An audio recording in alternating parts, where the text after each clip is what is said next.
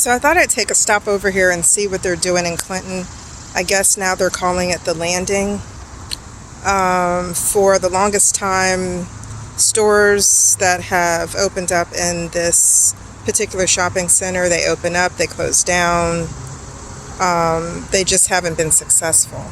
And it looks like they've put a Firehouse Subs. That right there is going to be a Chick-fil-A, which is okay.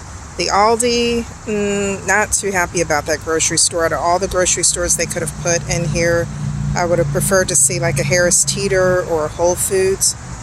The Ross, not too happy about that. Burlington, it's okay. But for the space that's over here and the prices in Clinton for new homes only keep going up, and they keep building houses.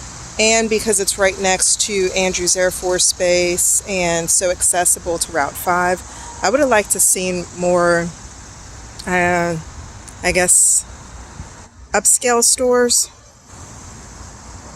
So it'll be interesting to see what happens next.